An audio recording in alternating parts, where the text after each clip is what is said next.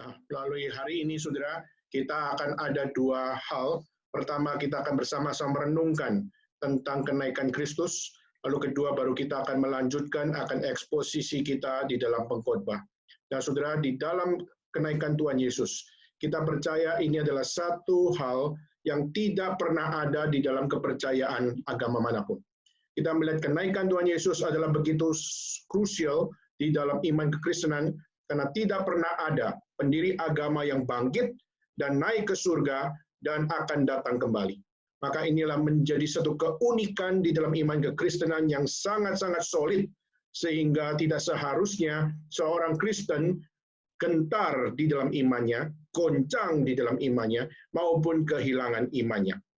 Saudara, sebelum kita akan sama-sama masuk dalam pemberian firman Tuhan, dan saya akan mengajak saudara untuk merenungkan what is the uniqueness of Ascension Day? Apa yang menjadi keunikan di dalam hari kenaikan Tuhan Yesus? Maka saya sebelum akan menyampaikan firman Tuhan, saya mengajak saudara untuk membuka di dalam kitab suci, khususnya untuk bagaimana kita melihat apa yang menjadi arti kenaikan Kristus. Saya membacakan untuk saudara sekalian di dalam Lukas pasal yang ke-24, saya akan membacakan ayat 50 sampai ayat 53, dan biarlah ini mengawali setiap kita masing-masing di dalam hari kenaikan Kristus, dan bagaimana kita sebelum masuk dalam khotbah, kita merenungkan sejenak tentang arti kenaikan Kristus. Dan saya akan membacakan di dalam Lukas 24 ayat 50 sampai ayat 53. Demikian firman Tuhan. Lalu Yesus membawa mereka keluar kota sampai dekat Betania. Di situ ia mengangkat tangannya dan memberkati mereka. Dan ketika ia sedang memberkati mereka, ia berpisah dari mereka dan terangkat ke surga. Mereka sujud menyembah kepadanya. Lalu mereka pulang ke Yerusalem dengan sangat bersuka cita. Mereka senantiasa berada dalam bait Allah dan memuliakan Allah. Saudara, minggu ini kita memperingati hari kenaikan Yesus Kristus di mana ia berpisah dengan murid-muridnya di Bukit Zaitun dekat Betania. Saudara, perpisahan adalah sesuatu momentum yang awkward. Perpisahan adalah sesuatu momentum yang sangat-sangat tidak diharapkan oleh orang-orang yang khususnya penuh cinta kasih. Betapa tidak, saudara, setelah murid-murid Yesus menangisi kematian Yesus Kristus, lalu pada saat Yesus bangkit dari kematian, murid-murid Yesus terkaget-kaget, dan murid-murid Yesus bersuka cita karena dia sudah bangkit. Dan pada saat dia sudah bangkit, bagi murid Yesus, that was the true blessing. Itu adalah berkat besar yang sukacita penuh. Dan that is the true providence. Bahwa itu adalah providensia Tuhan yang sangat spesial. That is the true Immanuel. Allah beserta kita, itu sungguh-sungguh adalah pengertiannya, yaitu Tuhan hidup bersama-sama dengan kita. Tetapi pada saat kita membaca kitab suci tadi, murid-murid diajak Yesus pergi ke Bukit Zaitun, dekat Betania itu, lalu bersama-sama diajak untuk celebrating apa yang namanya momen kepergian, momen meninggalkan, di mana Yesus akan meninggalkan mereka, di mana Yesus akan naik ke surga, dan murid-murid tetap ada di dunia. Maka saudara, kalau murid-murid Yesus memiliki pilihan, saya percaya bahwa mereka akan memilih, Yesus jangan pergi ke surga. Yesus tetaplah bersama-sama dengan kami. Engkau sudah berkata, aku akan beserta dengan kamu. Dan kitab suci mengatakan Immanuel, providensia Tuhan, beserta dengan kami. Maka jangan berpisah dengan kami lagi. Jangan berpisah dengan orang-orang yang sudah menunggu dan dengan sukacita berharap kepadamu. Saudara, jangan pergi lagi. Saya percaya itulah respon para murid di dalam hati mereka. Saya percaya keterpisahan bagi mereka sama saja dengan kematian. Saya percaya keterpisahan sama saja dengan kehilangan lagi. Saudara, itu menjadi satu hal yang sangat-sangat berat bagi para murid. Sukacita mereka yang selama ini setelah Yesus bangkit dari kematian adalah suatu sukacita yang terlalu dini. Kenapa? Karena sukacita itu rupanya hanya sekedar temporary. Saudara, Yesus tahu situasi para murid. Arti keterhilangan, arti keterpisahan. Saudara, dalam minggu ini adalah satu minggu yang cukup berat secara batiniah. dalam keluarga kami. Karena ada salah satu om yang kami kasihi meninggal dunia. Dan keluarga kami sangat berat atas setiap apa yang menjadi kehilangan kami. Dan saudara, pada saat om kami meninggal dengan sangat mendadak, dan itu menjadi satu momen di mana kami belum siap seakan-akan, karena terlalu banyak memori yang indah bersama dengan dia. Keterpisahan adalah sesuatu yang berat. Keterhilangan adalah sesuatu yang sangat berat bagi kami.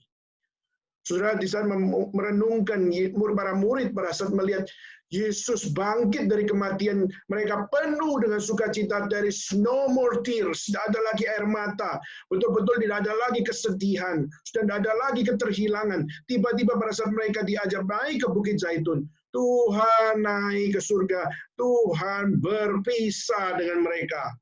Saya percaya mereka juga kaget dengan keterpisahan itu. Saya percaya mereka juga akan menjadi stres atas keterpisahan tersebut. Mereka pasti tidak menyangka waktunya tiba untuk Tuhan naik ke surga dan meninggalkan mereka. Saudara, gundah gulana yang ada pada murid Yesus.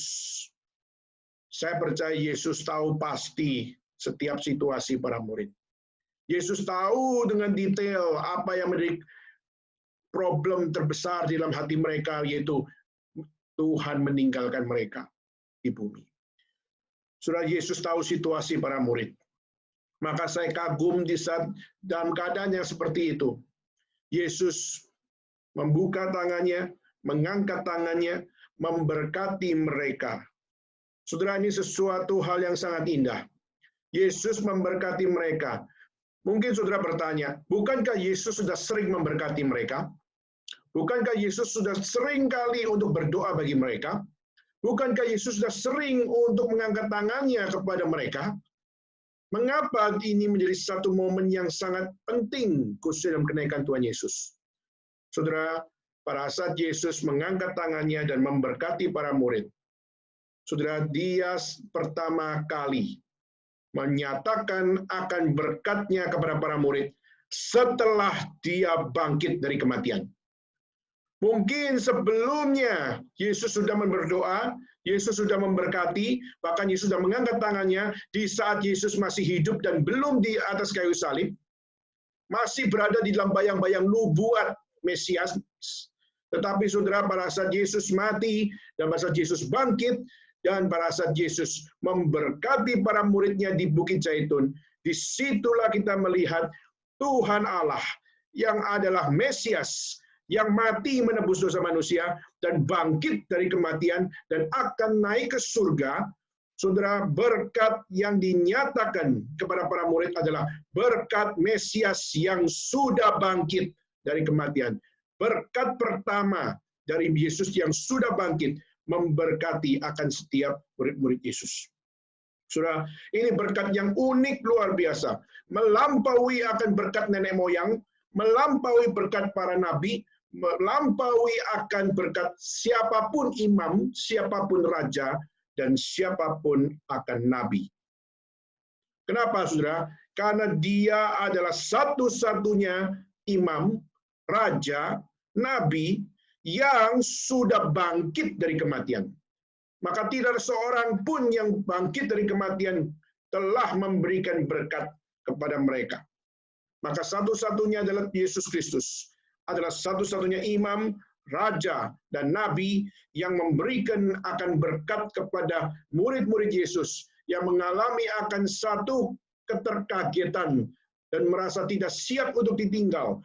Tapi pada saat Yesus membuka tangannya dan dia mengangkat tangannya dan dia memberkati murid-murid Yesus, ini adalah sebuah berkat yang unik luar biasa, karena keterpisahan tanpa berkat Tuhan itu akan memberikan hidup yang meaningless, hidup yang tidak ada arti. Maka keterpisahan, tapi tanpa Tuhan memberkati, maka itulah keterpisahan yang akan melelahkan. Keterpisahan yang akan membuat tangis-menangis terus ada. Dan keterpisahan yang akan mencabut nyawa kita dan akhirnya kita tidak bisa punya sukacita. Saudara, keterpisahan memang adalah sesuatu yang melelahkan. Capek rasanya untuk terus berpisah. Capek rasanya untuk kehilangan dan sebagainya. Tetapi Tuhan di saat memberkati para murid, di saat Tuhan memberkati akan setiap orang-orang yang selama ini telah bersama-sama dengan Yesus. Saudara coba lihat, setelah Yesus memberkati, dan Yesus berpisah dengan mereka, dan Yesus naik ke surga, berkat Tuhan memberikan apa kepada murid-murid Yesus? Saudara, berkat Tuhan di hari kenaikan Yesus memberikan kepada murid yang pertama, yaitu murid belajar what is the meaning of worship. Kita melihat bagaimana mereka sujud menyembah kepada Tuhan. Berkat Tuhan membuat seseorang sadar bahwa aku hanyalah seorang pendosa. Dan aku berhadapan dengan Tuhan Allah yang sudah memberikan solusi dalam kehidupan saya, yaitu penebusan melalui darah Kristus Yesus. Maka murid-murid Yesus pada saat melihat berkat Tuhan diberikan bagi mereka, mereka dengan air mata, mereka meletakkan tubuhnya. Mereka bersujud menyembah kepada Tuhan. Dan bersujud menyembah di dalam bahasa asli adalah to kneel down, adalah meletakkan kepalanya ke tanah. Dan meletakkan kepalanya ke tanah menunjukkan totally worshiping Him, totally menyembah kepada Tuhan. Tidak ada sandiwara, tidak ada apa yang namanya skema-skema yang dibangun untuk bersandiwara. Semuanya adalah satu hal, yaitu apa? Mereka submit to the Lord, mereka submit to Christ, dan juga mereka menyembah Tuhan karena Dialah yang memberikan kekuatan untuk menghadapi setiap keterpisahan ini. Memberikan kekuatan untuk kehilangan, memberikan kekuatan untuk tetap eksis di dalam setiap problematika hidup. Saudara, berkat Tuhan begitu real kepada murid Yesus. Mereka belajar what is the meaning of worship. Kedua, mereka dikatakan mereka berpulang ke Yerusalem dengan sangat bersuka cita. Saudara, berkat Tuhan membukakan kepada dia not just the meaning of worship, tapi itu dibukakan juga the meaning of joy, yaitu arti makna bersuka cita yang benar. Bersuka cita kenapa? Bersuka cita karena mungkin secara mata kita tidak melihat Yesus lagi. Secara mata kita nggak melihat akan Dia yang menebus dosa, yang mati dan bangkit dari kematian. Dan kita mungkin secara mata tidak bisa melihat kehadirannya. Tetapi sukacita yang adalah berkat Tuhan, itu adalah sukacita yang memberikan akan satu keyakinan bahwa Dia bersama-sama dengan engkau, maka there is no need to fear. Do not worry. Nggak perlu takut, nggak perlu untuk takut. Kenapa? Karena sukacita ditanamkan dalam hatimu, sehingga engkau dapat melihat, meskipun hidupmu berhadapan dengan problematika, tetapi problematika itu tidak akan merampas sukacita di dalam Tuhan. Justru sukacita Tuhan yang adalah berkat itu dianugerahkan kepadamu. Maka di saat kita hadapi setiap problematik hidup dalam dunia ini, tetaplah lihat Tuhan masih memberkati engkau dengan menganugerahkan. Bukan hanya sekedar meaning of worship, tapi memberikan pengertian tentang what is joy. Saudara, itulah kenapa dalam kitab suci kita melihat para rasul dan para nabi, waktu mereka mengalami begitu banyak akan problematika, masuk penjara, mereka dirajam batu, maupun mereka diperlakukan dengan sangat-sangat keji sekalipun. Mereka berkata, bersukacitalah senantiasa di dalam Tuhan. Bersukacitalah. Saudara, ini adalah satu anugerah Tuhan. Berkat Tuhan memberikan pelajaran tentang bagaimana kita seharusnya menyembah Tuhan. Dan juga berkat Tuhan membukakan kepada kita bagaimana kita seharusnya bersukacita di dalam setiap keadaan. Ketiga, ditulis, mereka senantiasa berada di dalam bait Allah. Maksudnya apa, sudah berada dalam bait Allah? Yaitu mereka berada dalam bait Allah adalah bagaimana mereka belajar contemplating with the word. Bagaimana mereka belajar melayani Tuhan. Bagaimana mereka belajar isi firman Tuhan. Mereka juga belajar bagaimana mengerjakan pekerjaan Tuhan. Dan bagaimana mereka belajar memikirkan akan bagaimana iman Kekristenan dapat disebar ke seluruh dunia. Saudara, ini menjadi satu contemplating with the word. Yaitu bagaimana kita berinteraksi dengan firman Tuhan, kita belajar firman Tuhan, kita mengenal what is the uniqueness of the Christian faith. Dan bagaimana kita belajar untuk bagaimana sadar bahwa iman ini adalah anugerah Tuhan. Kita tidak boleh untuk meninggalkannya. Kita harus menerimanya. Kita harus untuk mengimaninya. Dan kita harus untuk melaksanakannya. Karena inilah iman yang diberkatkan kepada kita. So what is faith? Faith is receiving what He has revealed to us. Iman adalah menerima apa yang Tuhan sudah wahyukan kepada saudara dan saya dengan satu kesadaran, ini adalah pemberian Tuhan. Maka tidak boleh tidak diimani, tidak boleh tidak dilakukan, tidak boleh tidak, harus ada dalam hati saudara dan saya. Maka berada dalam bait suci adalah bukan untuk kita show off. Kita dalam bait suci bukan karena kita merasa tersendiri. Dan pada saat kita berada dalam bait suci bukan untuk kita menunjukkan siapa diri kita. But we must to contemplating with the word. Kita harus berkontemplasi dan menemukan apa yang salah dalam hidup saya, apa yang benar pada diri Tuhan, dan bagaimana saya bisa mencicipi kebenaran dalam hidup saya. Maka contemplating with the word adalah satu lifestyle yang harus kita bangun bersama-sama. Khusus di era pandemik ini, sudah kita diberikan banyak waktu untuk bagaimana kita belajar merenungkan firman Tuhan. Justru adalah di era pandemik ini kita diberikan kesempatan untuk bagaimana kita berkontemplasi lebih panjang. Saudara mungkin sudah punya waktu 1 jam biasanya, atau saudara mungkin cuma punya waktu setengah jam untuk membaca firman Tuhan. Saudara bisa menikmati akan contemplation with the word dengan saudara memakai waktu lebih panjang daripada waktu biasanya untuk merenungkan akan apa yang menjadi firman Tuhan. Saudara, saya percaya, saudara, di waktu kita bisa contemplating with the word, maka saudara kita percaya bahwa Tuhan pasti akan memberikan akan lebih banyak hal yang bisa dikoreksi dalam hidup saudara dan saya. Saya percaya waktu kita contemplating with the word, hidup kita lebih banyak untuk dituntun untuk melihat apa yang salah pada kami selama ini dan apa yang benar yang selama ini kami rasa benar. Tapi harus kami sadari, that is the true word. Maka saudara, banyak dari kita merasa kehilangan di saat the true word itu yang seharusnya sudah ada bersama-sama dengan kita. Tapi akhirnya, waktu the true word sudah hilang, maka kita akan menjadi orang yang paling kasihan. Kenapa? Karena kita tidak tahu apa-apa. Saudara, inilah satu hal yang kita harus belajar. Berkat Tuhan memberikan akan pelajaran tentang how to worship God. Memberikan akan kepada mereka how to rejoice. Dan memberikan akan satu pelajaran how to contemplating the word of God. Dan juga sudah dicatat dalam kitab suci, mereka memuliakan Allah. Dan kata yang dipakai adalah bukan memuliakan Allah hari itu saja.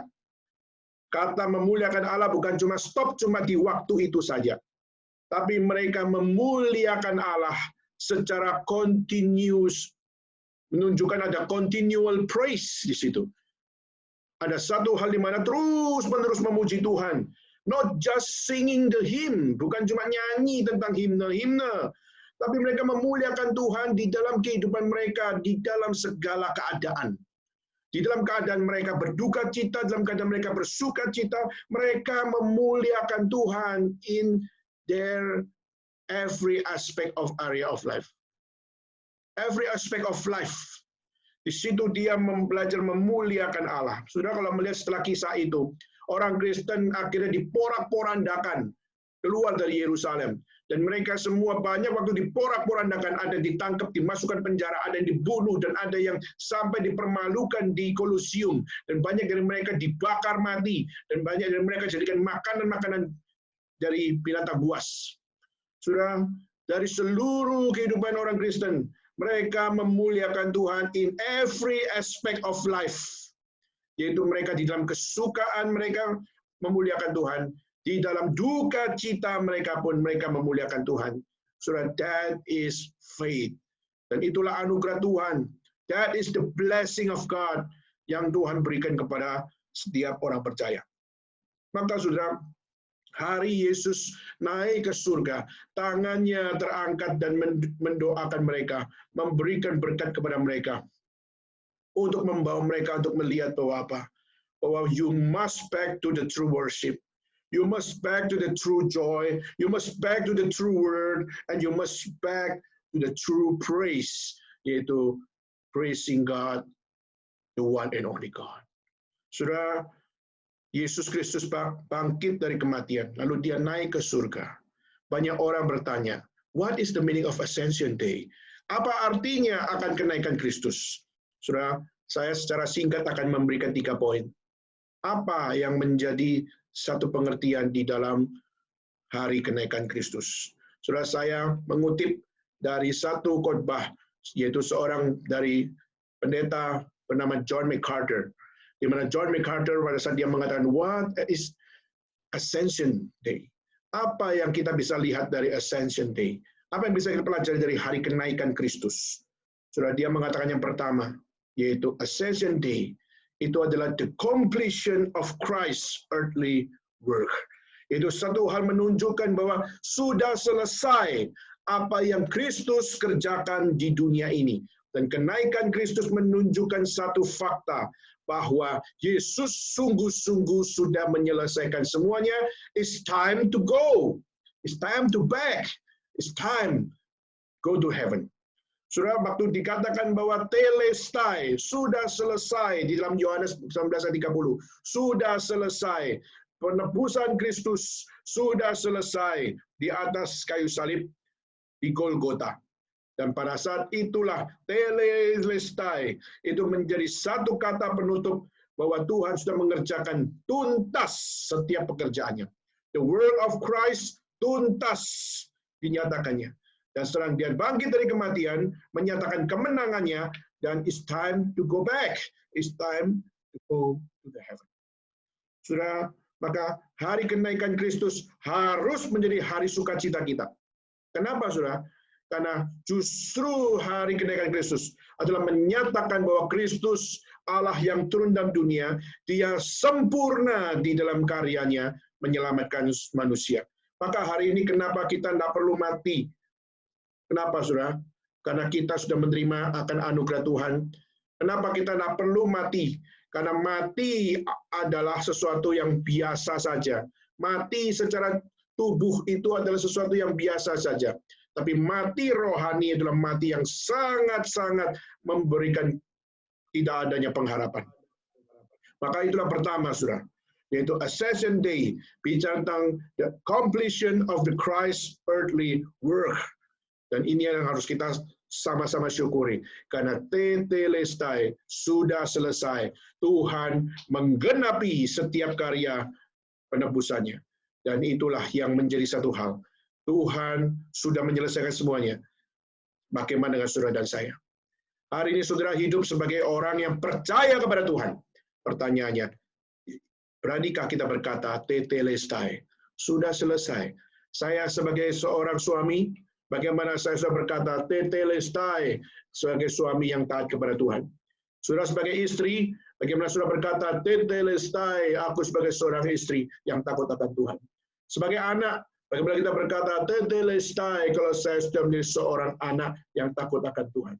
Saudara, Tuhan naik ke surga, justru menunjukkan bahwa dia tuntas menyelesaikan seluruh apa yang Tuhan percayakan. Maka mari kita bertanya, bukankah seharusnya kita berkata, Tuhan, berikan saya kekuatan supaya saya bisa berani berkata, tetelestai ya Tuhan, dengan saya bisa melewati seluruh apa yang namanya kehidupan ini dengan satu keyakinan, yaitu apa? Yaitu Tuhan, you are my inspiration, the one and only. Dan biarlah Engkau yang menginspirasiku untuk bagaimana aku mengerjakan segala sesuatunya sampai tuntas, tetelestai. Sampai kapan tuntas itu? Di dalam konteks saudara dan saya adalah sampai saudara dan saya mati meninggalkan dunia ini. Maka saudara, setiap orang pasti akan meninggal dunia. Setiap orang pasti akan mati. Pertanyaannya, what kind of legacy yang engkau tabur kepada keturunanmu nanti? What kind of legacy yang engkau tawarkan, yang kau berikan, yang kau wariskan kepada keluargamu?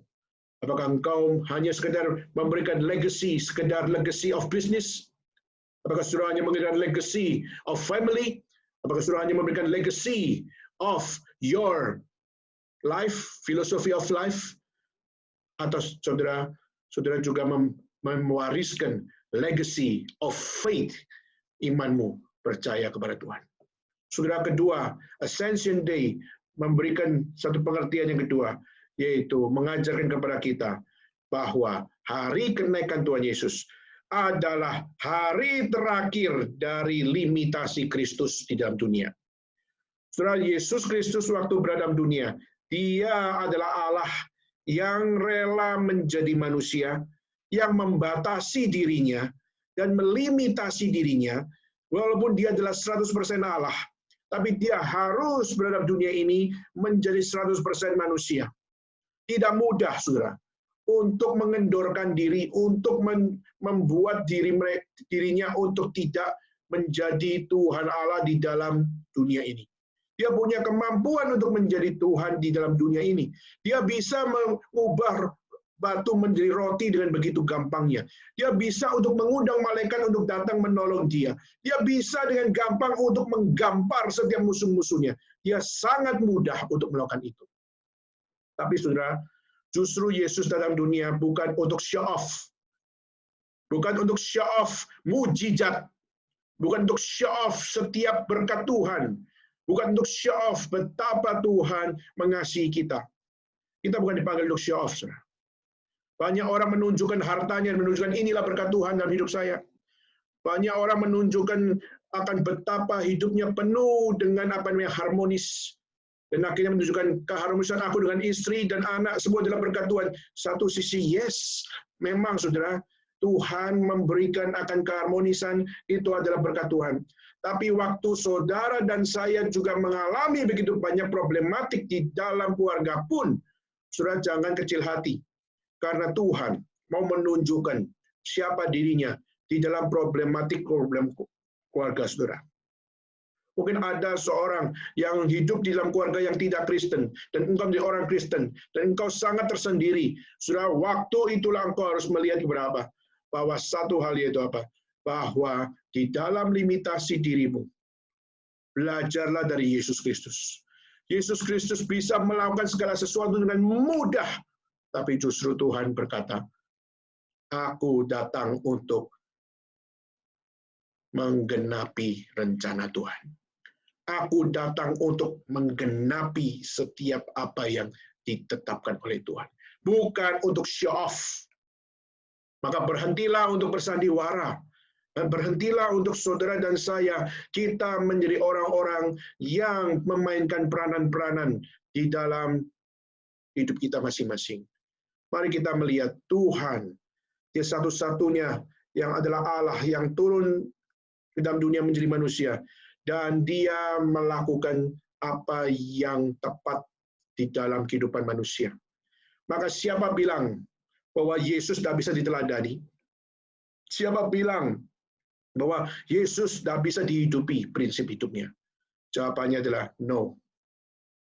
Sudah banyak orang mengatakan Yesus kan tidak ada dosanya. Maka pada saat Yesus tidak ada dosanya, maka waktu Dia memberikan prinsip kehidupan kepada saudara dan saya, kita sulit menghidupinya. Maka kalau Yesus bisa menghidupinya, karena Dia adalah Allah, gampang. Saudara, kita lupa.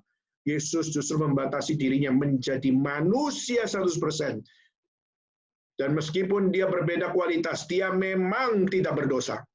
Dan saudara adalah manusia berdosa. Tapi Dia melimitasi dirinya untuk menunjukkan, I am a good example for you. Aku adalah teladan yang sempurna bagimu. Maka teladan yang sempurna ini adalah satu-satunya bisa mengajarkan prinsip keteladanan yang benar. Dan saudara, dengan kita meneladani Kristus, Kristus naik ke surga, menggambarkan bahwa apa? That is the peak of the glory of man. Itulah adalah puncak dari kemuliaan manusia, yaitu di saat kita percaya kepada Kristus dan kita dinaikkan bersama dengan Kristus. That is the peak of the glory of God in man. Maka the glory of Christ alone, itulah yang menjadi the peak of the glory of man. Saudara, inilah indah luar biasa. Nah, pertanyaannya adalah, bagaimana saudara dan saya hari ini menjalani hidup? Mungkin saudara bertemu dengan limitasi diri. Saudara berkata, saya nggak bisa ini, saya nggak bisa itu. Saya kalau dibandingkan orang ini nggak mungkin. Saya kalau dibandingkan orang lain juga nggak mungkin. Yes, that is the reality, saudara. Saudara nggak bisa untuk menjadi seorang yang sempurna di saat ada orang yang lebih sempurna dari saudara. Yes, memang. Itu adalah realita yang nggak bisa dipungkiri. Tetapi saudara, bukan berarti saudara kehilangan sebuah spirit untuk meneladani sesuatu yang sempurna. Kenapa? Karena saudara anggap orang yang sempurna, lebih sempurna dari kita, adalah orang yang di hadapan Tuhan kagak sempurna. Maka yang tidak sempurna masih mau belajar meneladani kesempurnaan yang sejati, itulah adalah proses yang indah di dalam kesempurnaan. Kalau saudara dan saya sudah tahu nggak sempurna, tapi nggak mau mengejar kesempurnaan, saudara nggak mau untuk punya niat untuk mau hidup di dalam keteladanan yang sempurna, saudara adalah orang yang sudah tidak sempurna, nekat lagi untuk tidak mau belajar teladan yang sempurna. Dan ketiga, saudara, yaitu kenaikan Kristus adalah satu momen di mana apa? The coming of the Holy Spirit menjadi sebuah reality. Yesus berkata dalam Yohanes pasal 6 ayat 7, kalau aku tidak naik ke surga, maka roh penghibur tidak akan datang. Kalau aku tidak naik ke surga, maka Roh Kudus tidak akan datang. Dan saudara, Roh Kudus seberapa relevan dengan hidup saudara dan saya? Why Jesus must go? Kenapa Yesus harus naik ke surga? Dan kenapa dengan Yesus naik ke surga harus baru ada yang namanya the coming of the Holy Spirit? Saudara, melalui the coming of the Holy Spirit menunjukkan kepada saudara dan saya bahwa apa? Waktu murid-murid Yesus dipenuhi oleh Roh Kudus, mengalami the fullness of the Spirit. Saudara tahu apa yang terjadi? Murid-murid Yesus baru menjalankan firman Tuhan dengan lebih benar. Apa maksudnya? Saudara, Yesus berkata, pergilah, jadikanlah semua bangsa muridku. Pergilah, jadikan semua bangsa muridku, baptislah mereka dalam nama Allah, Bapa, Putra, dan Roh Kudus, dan ketahuilah aku akan menyertai engkau sampai akhir zaman. Itu adalah berita Injil yang Tuhan berikan kepada para murid. Tapi tahukah saudara, para murid tidak mengasihi akan berita mandat penginjilan ini. Meskipun tadi memang betul, setelah Yesus naik ke surga, apa yang terjadi? Mereka menyembah Tuhan, mereka penuh sukacita, mereka contemplating with the word, mereka juga mengalami akan satu hal, mereka secara kontinu mereka memuji Tuhan di dalam kehidupan mereka, tapi mereka belum mengangkatkan kaki mereka untuk memberitakan Injil, saudara. Maka mereka belum berani memberitakan Injil, mereka masih berani untuk belajar firman Tuhan secara pribadi. Mereka masih berani untuk Bible study secara sendiri. Mereka masih menikmati akan Alkitab atau kitab suci secara pribadi. Tapi mereka belum berani melangkahkan kaki untuk keluar dari Yerusalem. Maka sudah peristiwa dari apa yang namanya Hari Pentakosta.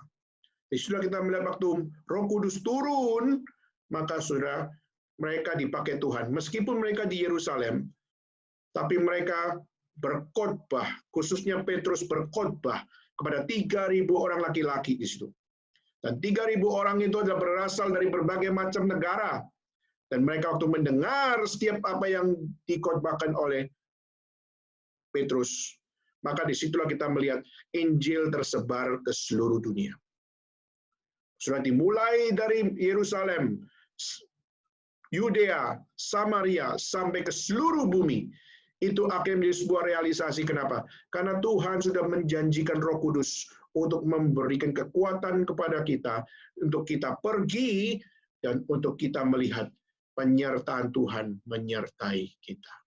Kepergian Yesus Kristus naik ke surga bukan menyatakan kepergiannya selama-lamanya, tapi justru kepergian Allah naik ke surga melalui Yesus Kristus. Roh Kudus datang menyatakan penyertaannya sungguh-sungguh ada dalam hidup saudara. Maka hari ini saudara, kita yang mungkin kalau bertanya, murid-murid Yesus, waktu mereka sedih karena melihat Yesus naik ke surga. Tetapi di saat Yesus menyatakan akan Holy Spirit, menyatakan Roh Kudus kepada murid-murid, akhirnya murid-murid dapat melayani Tuhan dengan lebih benar, lebih berani, dan lebih bersuka cita lagi, sampai rela mati. Kenapa, saudara? Karena penyertaan Tuhan sungguh-sungguh ada di dalam hidup mereka. Meskipun mata tidak bisa melihat, tangan dia bisa meraba, tapi waktu hatinya dipenuhi oleh Roh Kudus, dia tahu bahwa I'm not alone, you are not alone. Aku tidak sendiri, kamu tidak sendiri, karena kita bersama-sama dengan Yesus Kristus. Dia yang naik ke surga akan datang kembali, dan meskipun dia naik ke surga dan dia berjanji akan datang kembali, kapan dia datang kembali, we never know. Kita pernah tahu. Tapi yang kita tahu, Roh Kudus datang menyertai kita sampai waktu Tuhan tiba, di mana dia akan datang kembali. Disitulah kita akan melihat kembali dia. Kita akan melihat kembali Yesus Kristus yang lahir dirayakan di hari Christmas, yang mati dan bangkit di dalam Easter Day, adalah yang sudah naik ke surga di dalam Ascension Day, dan kelak akan datang kembali di dalam Second Coming Day, di mana kita akan merayakan bersama-sama Kristus, the one and only Lord, who saved the chosen people. Mereka lah yang patut bersuka cita karena Kristus sudah memberikan kemenangan. Maka saudara, mari kita menjalankan kehidupan kita di dalam segala keterbatasan yang ada. Mari kita tetap menjadi orang-orang yang percaya kepada Tuhan, yang menerima penyertaan Kristus di dalam Roh Kudus. Dan kiranya Tuhan menguatkan saudara dan saya di dalam hari kenaikan Tuhan Yesus. Kita tidak lemah iman. Dalam kenaikan Tuhan Yesus Kristus, kita bukan kecil iman. Dan di dalam kenaikan Kristus, mari kita lebih lagi minta kepada Tuhan. Militansi untuk mengerjakan pekerjaan Tuhan. Karena Roh Kudus bersama dengan kita, maka mari kita mohon kepada Tuhan. Tuhan, wake me up. Bangunkan kami. Untuk kami di dalam Roh Kudus, kami mau melakukan apa yang Tuhan percayakan kepada kami. Keterhilangan memang adalah realita. Kesepian memang menjadi satu hal yang mungkin jadi keadaan saudara dan saya. Tapi saudara, percayalah keberadaan Kristus di dalam penyertaan Roh Kudus menguatkan saudara dimanapun saudara berada. Hari saudara yang ada di Cungkok, yang hari ini mungkin sekolah, saudara bosan luar biasa. Saudara, you must to believe bahwa Roh Kudus dianugerahkan kepadamu yang bosan hari ini adalah untuk memberikan kesadaran kepadamu bahwa bukan waktunya hari ini untuk give up. Bukan hari ini waktunya untuk kecil hati. Bukan hari ini waktunya untuk lemah iman. Karena apa?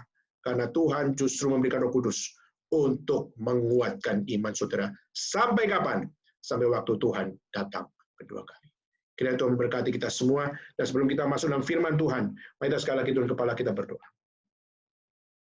Bapa dalam surga, terima kasih ya Tuhan, karena kami bersyukur karena The Ancient Day menjadi satu hari di mana kami dapat merenungkan bahwa Tuhan, Engkau yang mungkin memberikan akan momen keterpisahan dan momen meninggalkan kami, sehingga kami mungkin menjadi orang yang paling sedih di dalam dunia ini, karena Engkau tidak bersama-sama dengan kami. Tapi kami berterima kasih ya kepada Tuhan, karena kami yang seringkali remah iman ini, Tuhan yang masih memberikan akan solusi bagi kami. Roh Kudus dianugerahkan bagi kami, untuk menguatkan kami, untuk menggairahkan kami, dan untuk meledakkan setiap apa yang menjadi satu kemampuan, untuk kami dapat melayani Tuhan di dalam setiap apa yang Tuhan mampukan. Karena kami percaya, kami melayani adalah karena Tuhan yang memampukan. Dan ampunilah kami ya Tuhan, kalau kami di dalam setiap kemampuan melayani Tuhan, kami seringkali take it for granted, atau seringkali kami mengambil kemuliaan Tuhan, atau kami mungkin selalu banyak melakukan akan satu hal, eksklusisasi diri, untuk kami tidak mau melayani Tuhan. Tuhan, mohon Tuhan, Engkau yang menyadarkan kepada kami, betapa kami perlu bertobat, untuk kami perlu untuk menerima dengan sungguh dengan satu penyembahan yang benar, dengan sukacita yang benar, dan juga dengan kontemplasi yang benar, dan dengan kami bersama-sama dengan saudara seiman, untuk bagaimana kami dapat menjalankan seluruh kemuliaan Tuhan di dalam hidup kami secara kontinu selalu. Terima kasih ya Tuhan, berikan iman, kekuatan, dan pengharapan bagi kami. Di dalam nama Yesus Kristus, kami bersama-sama berdoa, kami bersyukur kepada Tuhan. Bapa, terima kasih. Bapa, terima kasih. Bapa di dalam surga, puji terima kasih. Amin. Saudara, kita akan melanjutkan pembahasan kita di dalam eksposisi pengkhotbah, dan hari ini saya akan mengajak saudara untuk merenungkan di dalam pengkhotbah pasal yang keempat. Dan saudara, kita melihat dalam pengkhotbah pasal yang keempat, kita belajar hari ini untuk mengenali akan satu pengertian. Apakah pekerjaanmu itu berarti di dalam hidup ini?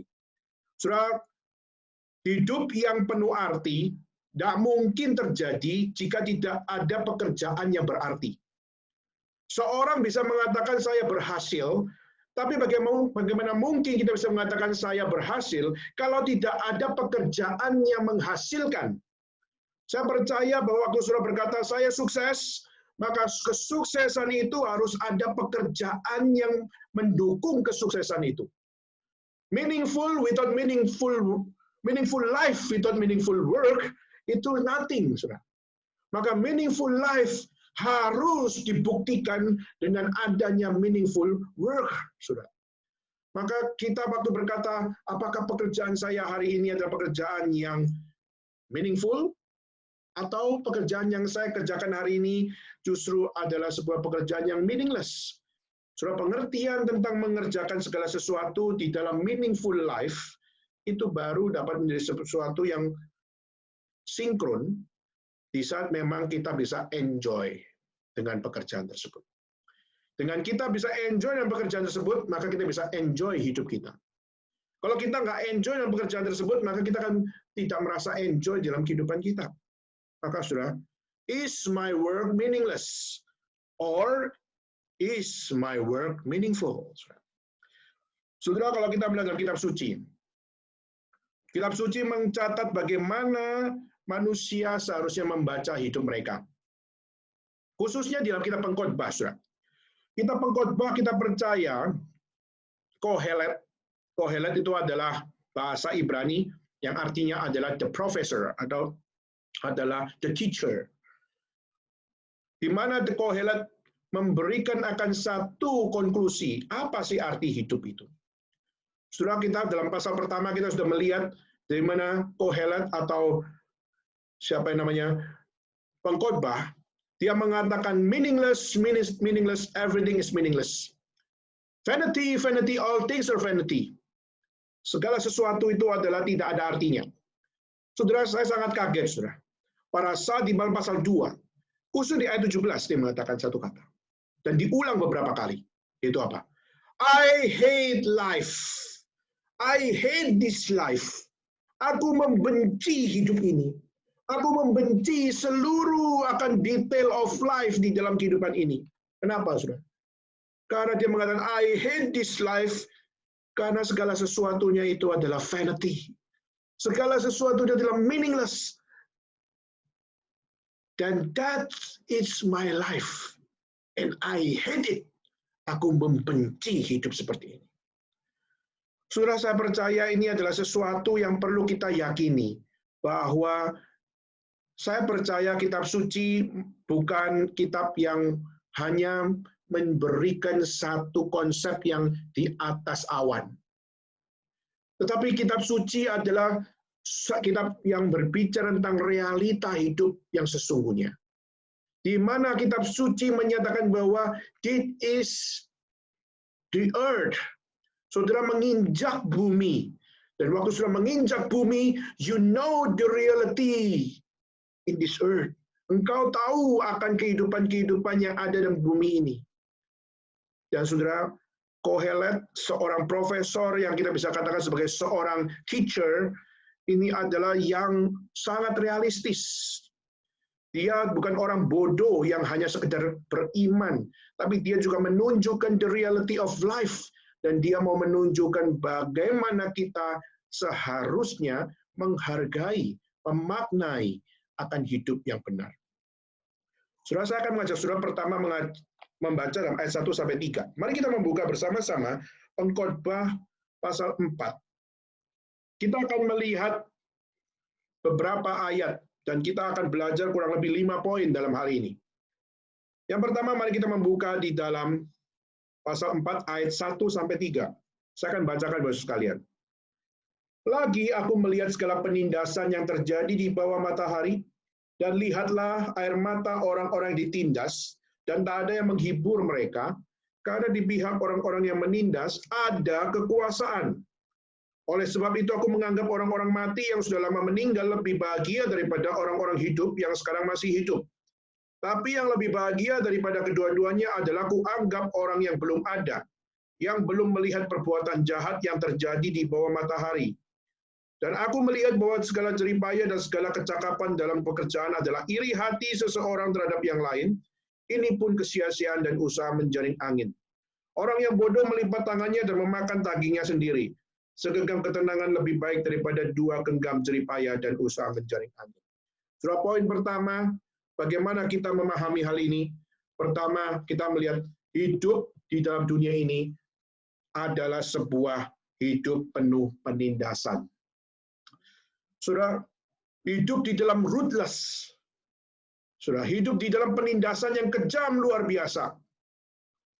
Saudara, kenapa si pengkhotbah bisa mengatakan kalimat seperti ini? Ini kalimat berat luar biasa loh. Hidup penuh dengan penindasan. Apa artinya, saudara? Saudara, kalau kita melihat di dalam apa yang dikatakan oleh pengkhotbah mau mengajarkan kepada kita yaitu apa? Bahwa hidup itu adalah sebuah penindasan bagaimana seorang satu yang lain untuk membuktikan dirinya, mereka rela melakukan segala sesuatu yang bersifat abusive. Bahkan dengan abusive supervision. Maksudnya apa, saudara? Mereka dengan mengejar kesuksesan, mereka rela untuk memulainya secara abusif.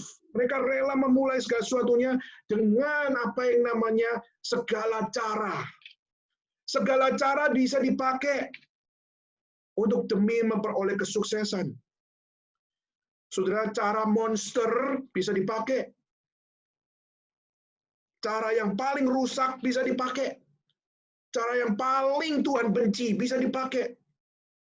Demi sebuah apa yang namanya kesuksesan. Saudara, hari ini mungkin kita melihat banyak orang sukses di dunia ini. Banyak biografi yang muncul. Saudara, kalau begitu toko buku, saudara akan melihat begitu banyak buku-buku biografi. Tapi saya ingin tanya, dari seluruh biografi itu, apa yang saudara baca di situ? Saudara, biografi yang jujur, dia akan menggambarkan dengan sungguh-sungguh siapa dirinya. Biografi yang paling jujur, dia akan menunjukkan kebobrokan dirinya. Biografi yang paling jujur akan menunjukkan bukan sekedar kesuksesannya, tapi juga menunjukkan kebodohan-kebodohannya. Dan tahukah saudara, biografi yang paling jujur di dalam dunia ini, biografi siapa?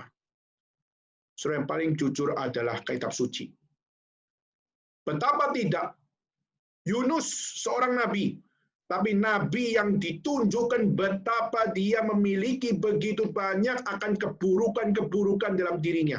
Baik secara temperamen, baik secara kerohanian, baik juga secara kehidupan pribadinya. Kita melihat kebobrokan demi kebobrokan ditunjukkan. Bukankah ini memalukan? Yes, but that is biography. Itulah adalah definisi biografi. Menceritakan dengan jujur siapakah orang yang berhasil, menunjukkan dengan jujur siapakah orang yang dipakai oleh Tuhan, menunjukkan dengan jujur siapakah yang dapat menyebarkan atau yang mewariskan legacy. Hari ini kita harus belajar melihat. Banyak orang hari ini sukses bukan karena dia melakukan yang Tuhan mau.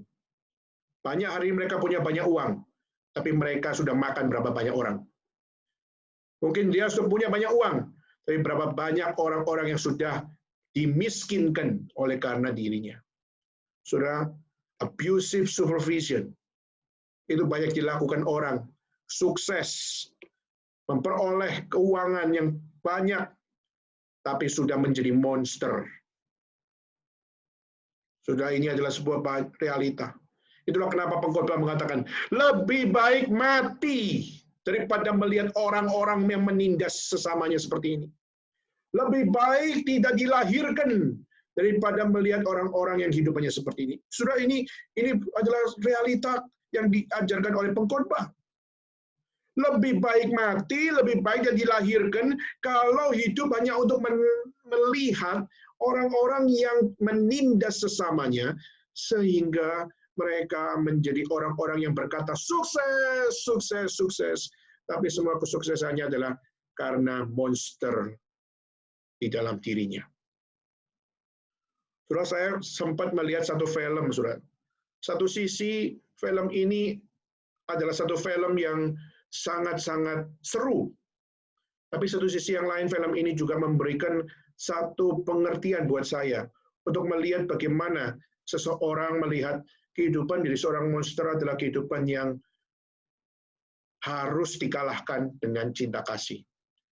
Saudara, saya sebenarnya adalah seorang yang banyak mengisi hidup saya dengan nonton film, saudara.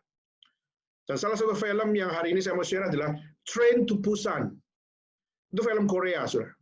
Itu film Korea, Train to Busan, di mana kota Busan menjadi kota yang dipenuhi dengan vampire, dipenuhi dengan vampir-vampir, di mana satu sama lain saling menggigit, dan satu sama lain saling menggigit sehingga sesamanya yang normal menjadi vampir. Dan akhirnya jumlah mereka menjadi begitu banyak.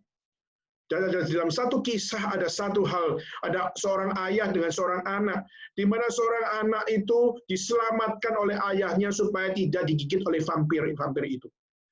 Tapi untuk menyelamatkan anak itu supaya tidak digigit oleh vampir, kesusahan luar biasa terjadi sampai akhirnya, saudara. Sampai akhirnya dia menyelamatkan anaknya, tapi akhirnya dia baru berasa bahwa di dalam tubuhnya dia kena gigitan dari vampir itu. Dan dia tahu bahwa sebentar lagi aku akan menjadi vampir, dan waktu aku menjadi vampir mungkin aku sudah tidak bisa lagi untuk mengasihi engkau sebagaimana normalnya ayah kepada anak. Kenapa? Karena aku sudah berubah. Aku sudah menjadi vampir. Aku tidak bisa membedakan apapun. Maka sudah, singkat ceritanya adalah apa? Singkat ceritanya adalah dia membawa anaknya untuk pergi dan untuk meninggalkan dia, dan dia mengorbankan dirinya untuk bersama-sama dengan vampir itu. Waktu dia masih sadar, dia berusaha untuk menghalangi semua vampir-vampir itu. Dan karena dia menghalangi vampir-vampir itu, akhirnya dia digigit oleh vampir-vampir itu, sehingga akhirnya dia menjadi vampir yang lebih jahat lagi. Saya bukan mau cerita tentang vampir-vampir ini, tapi saya ingin coba untuk merefleksikan dengan kehidupan yang dinyatakan oleh pengkhotbah itu apa. Apa artinya menjadi vampir? Apa artinya menjadi vampire di dalam kehidupanmu dengan istrimu, dengan anakmu, dengan orang-orang yang kamu kasihi? Kalau saudara hidup hanya mau menjadi vampir untuk sukses, lalu saudara mengorbankan istrimu, saudara mengorbankan anak-anakmu, saudara mengorbankan orang yang saudara kasihi, what is the meaning of life? Apa arti pekerjaan? Apa arti saudara mencari nafkah? Kalau saudara kehilangan waktu dengan anakmu, saudara kehilangan waktu dengan istrimu, saudara kehilangan waktu dengan keluargamu, memang tidak harus mudik, saudara. Tetapi bagaimana saudara dapat belajar memperhatikan setiap orang-orang yang sudah Tuhan percayakan. Kenapa, saudara? Karena you are not called to live the abusive supervision. Saudara bukan dihidupkan oleh Tuhan untuk menghidupi sesuatu visi yang abusif. Tapi saudara dan saya Kita perlu untuk menjadi orang yang tahu hidup itu bukan sekedar cari uang. Hidup bukan sekedar untuk memperoleh kesuksesan. Ya, walaupun sukses itu adalah sesuatu yang penting. Mendapatkan prestasi adalah sesuatu yang penting. Tapi kalau mengabsolutkan itu dan menghalalkan segala cara dengan menindas orang lain, that is abusive. Saudara. Maka ini menjadi satu pelajaran yang kita bisa lihat. Pengkhotbah mau mengajarkan sesungguhnya life is so ruthless. What a ruthless oppression. Penindasan yang kejam luar biasa. Saudara, maka itulah kenapa pengkhotbah melalui akan hal ini mengajarkan pekerjaanmu berarti nggak kalau kamu menghalalkan segala sesuatu dengan cara monster, dengan cara abusif. Maka saudara dia mengatakan, hidup melelahkan kalau menindas terus. Hidup adalah sesuatu yang melelahkan kalau terus menjadi sesuatu yang abusif. Hidup adalah sesuatu yang tidak ada artinya. Maka lebih baik mati. Lebih baik tidak dilahirkan daripada melihat perbuatan yang jahat, perbuatan monsterik, dan perbuatan abusif seperti itu ada dalam kehidupan. Saudara, pengkhotbah adalah seorang yang sangat-sangat mau mengajarkan kepada kita, yaitu apa? Lihatlah realita hidup ini. Kekuasaan sudah menutup banyak mata-mata orang-orang percaya. Kekuasaan seringkali sudah membuat orang-orang sudah tidak lagi melihat dengan benar bagaimana seharusnya menghargai. Itu yang pertama, saudara. Kedua, kita melihat ayat 4-6. Saya akan bacakan dulu sekalian. Ayat 4-6. Apa yang dikatakan di situ? Dan aku melihat bahwa jeripayah dan segala kecakapan dalam pekerjaan adalah iri hati seseorang terhadap yang lain. Ini pun kesia-siaan dan usaha menjaring angin. Orang-orang yang bodoh melipat tangannya dan memakan dagingnya sendiri. Segenggam ketenangan lebih baik daripada 2 genggam jeripayah dan usaha menjaring angin. Saudara, apa maksudnya di dalam bagian yang kedua ini? Ayat 4-6 ini mau mengajarkan kepada kita yaitu apa? Bahwa hidup berjerih lelah dan hidup untuk mengejar kecakapan di dalam pekerjaan itu adalah sesuatu yang realistis. Yes, semua orang mengerjakan semuanya ini. Tetapi saudara, ketahuilah, banyak orang bekerja bukan dengan sincere heart. Banyak orang bermotivasi bekerja bukan dengan motivasi pekerjaan yang benar. Saudara, kenapa saya mengatakan hal ini? Coba lihat di dalam ayat 4 dan ayat yang 5. Di sini kita melihat apa ini? Ya. Saudara, saya kembali. Kita melihat pengkhotbah di ayat 4 dan ayat 5 di sini. Di sini pengkhotbah mau menunjukkan the futility of work. Menunjukkan betapa bekerja itu ada hal-hal yang juga tidak beres. Yang tidak benar. Bermotivasi kerja dengan tidak benar. Menghidupi pekerjaan dengan tidak benar. Dan melakukan bisnis dengan tidak benar. Kenapa, saudara? Pertama adalah karena banyak sekali kerja keras yang dibangun, banyak sekali apa yang namanya jerih payah dibangun, adalah dimulai bukan dari apa yang benar, tapi justru dimulai dari apa yang tidak benar. Dan apa yang tidak benar itu, pengkhotbah men-sharingkan 2 poin. Poin pertama adalah iri hati, envy. Seringkali kita tidak sadar bahwa kita sedang iri hati pada saat kita mau cari kerjaan, atau kita menghidupi pekerjaan, atau kita menghadapi pekerjaan. Kita nggak sadar kadang-kadang seringkali kita mendasari seluruh jeripaya kita adalah dari envy, adalah karena iri hati. Misalnya, masa sih kalau misalnya kita melihat ada satu, misalnya saya kemarin lihat ada satu mobil Porsche Booster di parking lot. Lalu pada saat saya melihat Porsche Booster warna hitam, Saudara, saya waktu lihat mobil itu, waduh, saya senang sekali lihat mobil itu. Tapi satu sisi yang lain, waktu saya melihat Porsche Booster itu, saya pertama lihat, saya senang luar biasa, tapi itu bukan punya saya. Tapi itu punya orang lain. Dan waktu saya melihat Porsche Booster itu, indah luar biasa, tapi bukan milik saya, tapi milik orang lain, lalu terlintas dalam pertanyaan di dalam kehidupan saya itu, masa sih pendeta nggak boleh punya Porsche Booster? Masa sih saya nggak bisa beli Porsche Booster? Masa sih saya nggak bisa cicil mobil itu? Masa sih saya nggak bisa untuk memilikinya? Saudara, lalu saudara, dengan satu keinginan itu, akhirnya mulai terlintas, yaitu apa? Saya mau kerja keras. Saya mau kerja keras, saya mau kumpulin uang, untuk saya bisa DP, lalu saya bisa cicil, lalu saya bisa dapatkan mobil itu meskipun belum lunas. At least, I do my best. Kerja keras, jerih payah, demi sesuatu. Sudah, satu sisi kita melihat that is a good story, yaitu apa? Saudara mau berjuang. That is the fighting spirit. Yes. Sudah, itu sesuatu yang baik untuk memiliki fighting spirit untuk mengejar sesuatu. Pertanyaannya adalah, do you care about the motivation?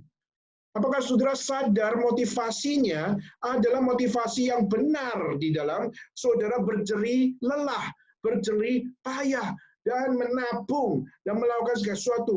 Apakah saudara tahu apa yang menjadi motivasinya? Saudara, sesuatu yang sangat-sangat clear dinyatakan oleh pengkhotbah, yaitu adalah iri hati seringkali menjadi basic dari setiap jerih payah kita. Saudara, jerih payah kita seringkali didasarkan dari sesuatu yang Tuhan katakan vanity. Seringkali kita berjerih payah demi sesuatu, dan kalaupun kita berhasil memperolehnya, so what? Life is meaningless. Life is vanity. Sudah dapatkan akan apa yang namanya Porsche Booster itu? What's next? Saya percaya iri hati menjadi satu problem yang pengkhotbah tunjukkan kepada kita. Bahwa hari ini mungkin jerih payah kita semua rata-rata dibangun dari semuanya ini. Kenapa? Karena kita lihat nasib orang lain lebih baik dari kita. Dan kita mau berjuang with the fighting spirit supaya apa? Supaya kita nggak senasib dengan orang-orang yang tidak berhasil. Tapi kita senasib dengan orang-orang berhasil. Dan dengan saya menjadi orang yang berhasil karena melihat orang lain, lalu akhirnya saya termotivasi, sudah hal yang lebih deeper muncul dalam diri, yaitu apa? You're envy. Engkau iri hati. Dan waktu engkau iri hati, kau doing your fighting spirit with envy. Dan saudara, Tuhan mau pakai pengkhotbah untuk menunjukkan apa? That is vanity. Meskipun sudah berhasil sekalipun, that is still vanity. Apalagi tidak berhasil, still vanity. Ayat 5, saudara. Pengkhotbah menunjukkan yang kedua, yaitu apa? Kalau pertama adalah the problem of envy. Problem yaitu iri hati. Kedua adalah laziness. Yang dipakai kalimatnya adalah apa? Dipakai adalah kesia-siaan menjaring angin, orang yang bodoh melipat tangannya dan memakan dagingnya sendiri. Melipat tangannya dan memakan dagingnya sendiri maksudnya apa? Di mana dia tidak melakukan apa-apa dan mati karena nggak melakukan apa-apa. Banyak orang malas, nggak suka dibilang malas. Kadang-kadang saya itu udah capek luar biasa, saya tiduran sebentar.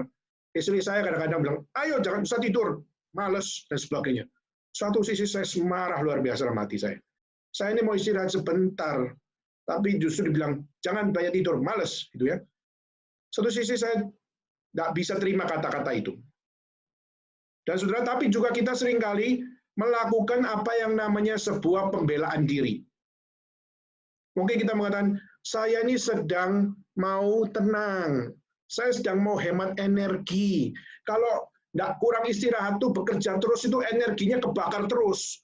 Kadang-kadang kita perlu energi saving mode. Ya. Kita perlu saving mode terhadap energi kita. Jangan terus digeber terus. Jangan dinyalain terus. Jangan dipaksa terus.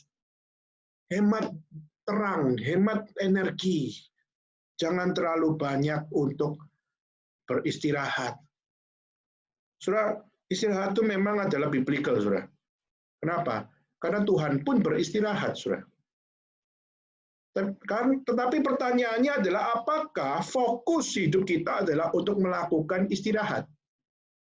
Itu another question, saudara.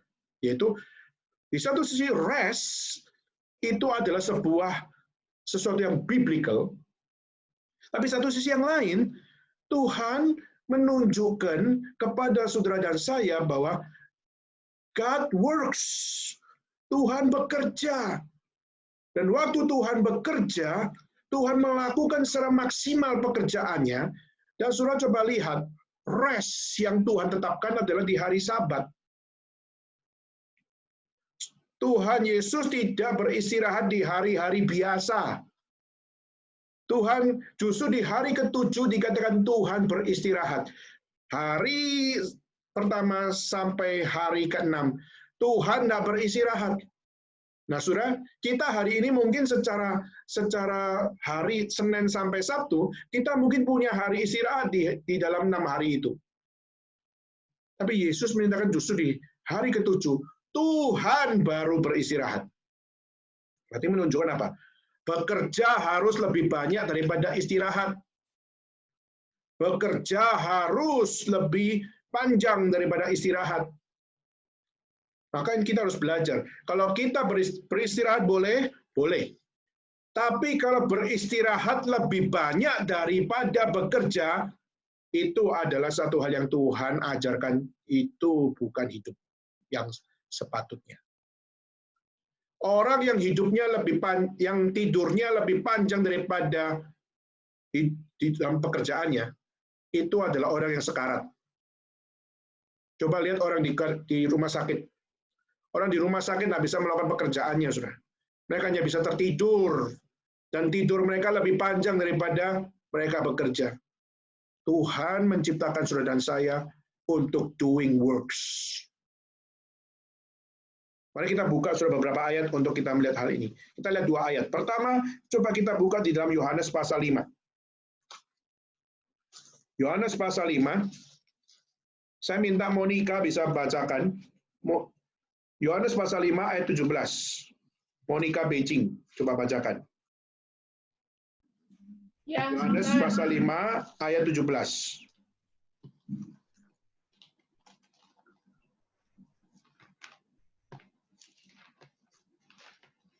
Yohanes 5 ayat 17. Tetapi ia berkata kepada mereka, Bapakku bekerja sampai sekarang, maka aku pun bekerja juga. Bapakku bekerja sampai sekarang, maka aku pun bekerja juga. Di sini kita melihat bagaimana Yesus pun bekerja juga. Dan kita melihat kenapa Yesus bekerja, karena Allah bekerja. Dan saudara, pada saat Yesus bekerja karena Allah bekerja, bagaimana saudara dan saya? Kita pun harus bekerja. Maka tidak peduli saudara digaji atau tidak digaji. Doing works itu adalah calling yang Tuhan berikan kepada saudara dan saya. Waktu saudara menjadi ibu rumah tangga pun, that is the calling from God. Waktu saudara menjadi orang yang merasa di rumah ngurusin piring apa, mungkin saudara merasa aku nggak ada gunanya. Salah, saudara. Justru waktu saudara menjadi seorang ibu rumah tangga, saudara, engkau sedang doing the God's will. Dan waktu saudara masak dan sebagainya, memasakkan untuk suami, memasakkan untuk anak-anak, dan untuk rekan-rekan yang lain, keluarga kita dan semuanya, saudara, itu adalah satu pekerjaan yang Tuhan berikan, anugerahkan kepada saudara dan saya. Maka Tuhan bekerja. maka kita pun adalah orang-orang yang patut bekerja. Seharusnya bekerja. Kenapa, saudara? Bukan cuma sekedar Tuhan bekerja, maka Kristus bekerja, maka kita harus bekerja. Kedua, Kejadian pasal 2 ayat 15. Saya minta untuk Davin Beijing. Davin Beijing bacakan Kejadian pasal 2 ayat 15. Kejadian ayat 2 ayat 15. Davin yang ada di Beijing bacakan. Kejadian 2:15. Kejadian 2 ayat 15. Tuhan Allah mengambil manusia itu dan menempatkannya dalam Taman Eden untuk mengusahakan dan memelihara taman itu. Ya, Tuhan mengambil manusia, Tuhan menempatkan dalam Taman Eden, dan Tuhan memberikan akan manusia itu kekuatan untuk mengusahakan dan memelihara taman itu. Manusia dicipta Tuhan, manusia ditempatkan Tuhan di Taman Eden, dan manusia diberikan akan gift to work, yaitu untuk memelihara dan untuk untuk mengusahakan taman itu. Maka God created mankind to work. Saudara, maka ini menjadi satu hal hidup saudara dan saya, kita semua adalah orang-orang yang diberikan anugerah untuk bekerja. Maka mari kita nikmati sebuah kehidupan pekerjaan, entah itu di rumah tangga maupun di tempat kerja. Saudara, jalani semuanya itu dengan apa yang namanya ketenangan melakukan pekerjaan Tuhan. Problemnya adalah, saudara, kita hari ini itu tidak punya ketenangan. Saya ingin tanya, saudara yang kerja di kantor, apakah saudara bekerja di kantor dengan tenang? Waktu bos saudara menuntut harus memiliki target ini dan target itu, apakah saudara bisa bekerja dengan tenang? Waktu saudara konflik dengan saudara punya rekan kerja sendiri, apakah saudara tenang? Apakah waktu saudara jalani setiap pekerjaan-pekerjaan saudara, pressure yang begitu besar, apakah saudara masih bisa tenang? Saudara, life is about a rat race. Hidup itu penuh seperti hal di mana kita berlomba, kita berkompetisi, dan kita kompetisinya itu persaingan yang penuh dengan segala cacat celah. Saudara, saya waktu membaca satu kisah tentang rat race, saya baca kisah tentang tikus yang berkompetisi. Tikus bersaing itu caranya gimana? Saudara, tikus bersaing itu dengan segala cara loh. Itulah kenapa kalau orang korupsi, orang jadi koruptor, dipanggilnya tikus, saudara. Kenapa? Karena tikus itu menghalalkan segala cara. Dia memakai segala cara untuk memperoleh segala sesuatunya, dan dia juga menebarkan akan virus, dan dia juga untuk memperoleh apa yang dia mau, dia bisa untuk memakan apa saja, ya. Kelihatannya kecil, saudara, tapi dia bisa makan pipa yang besar. Dia bisa makan sesuatu yang keras. Kelihatannya kecil, saudara. Maka hidup berkompetisi seperti itu menghalalkan segala cara, dengan mungkin kita menginginkan segala cara dengan keserakahan dan sebagainya, akhirnya kita pakai akan segala cara untuk memperoleh ketenangan. Itu adalah satu kehidupan yang meaningless, vanity.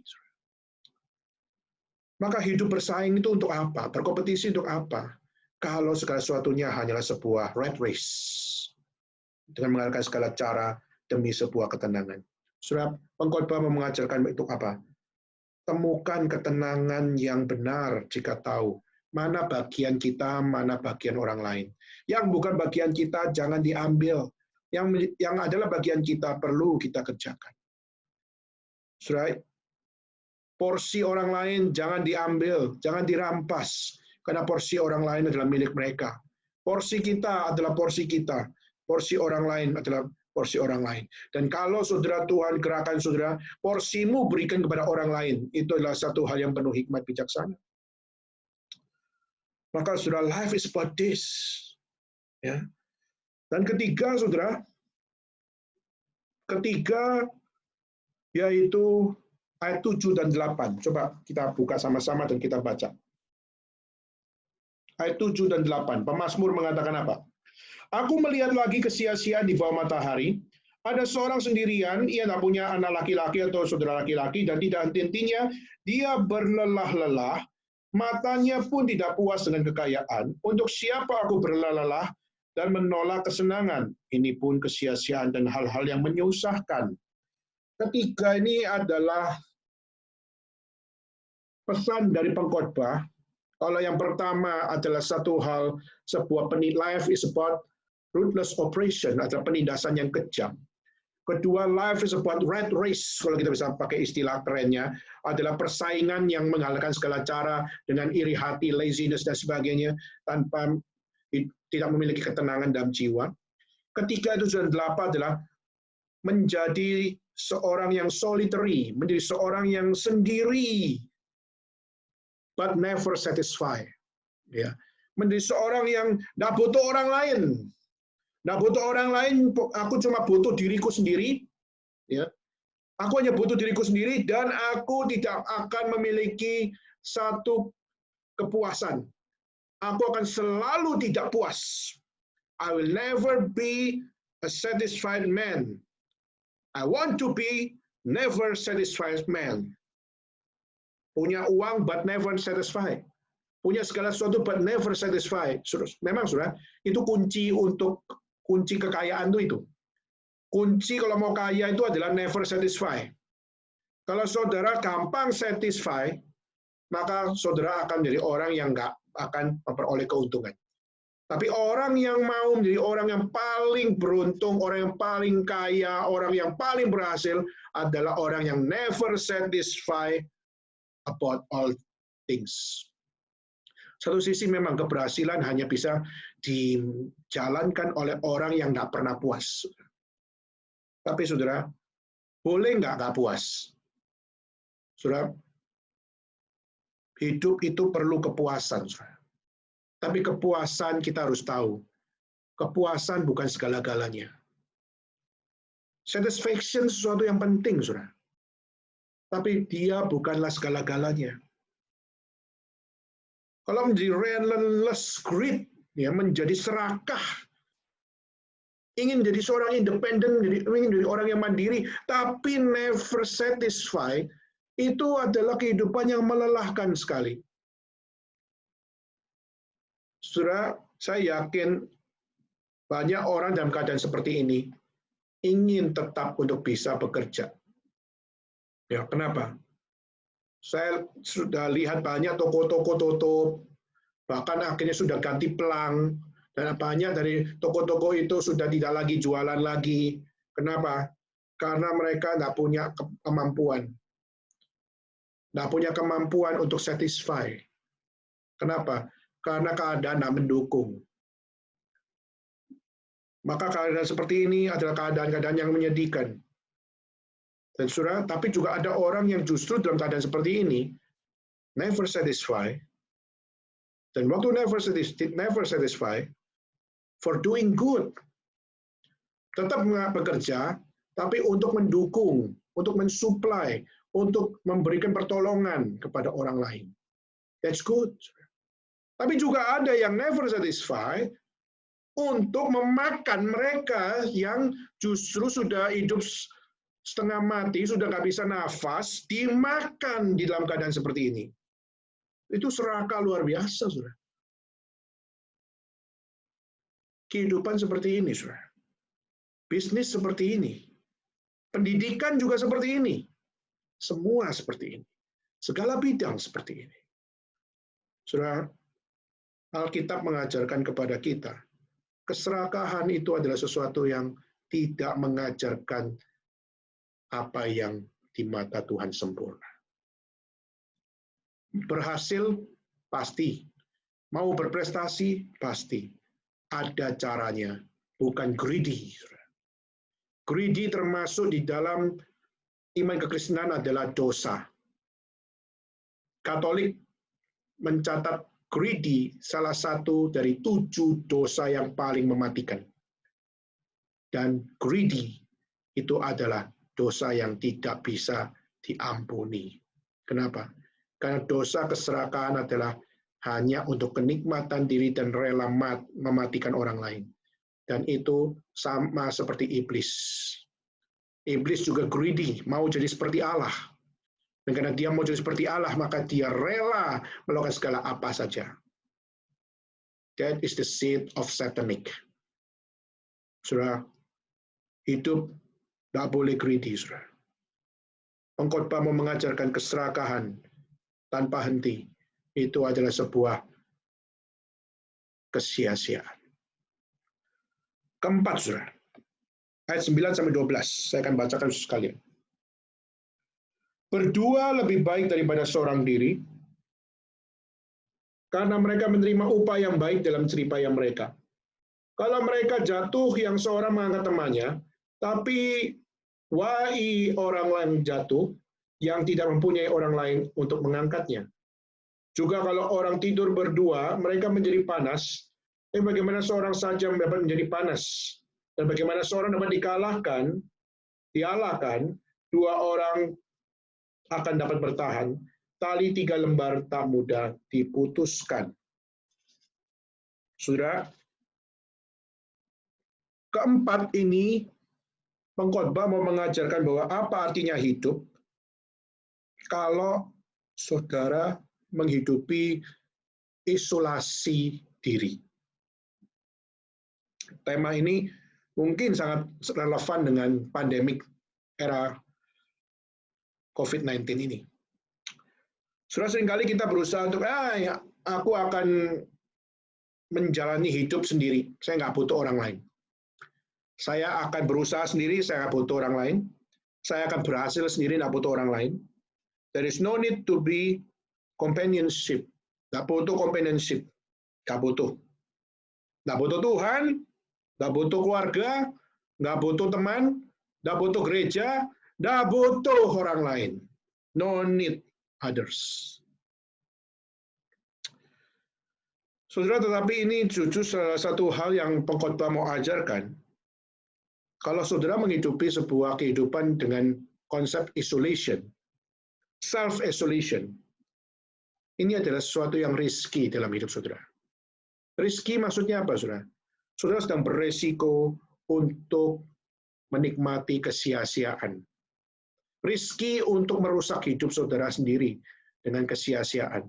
Kenapa? Karena you are not created alone. Saudara nggak diciptakan sendirian. Tapi saudara diciptakan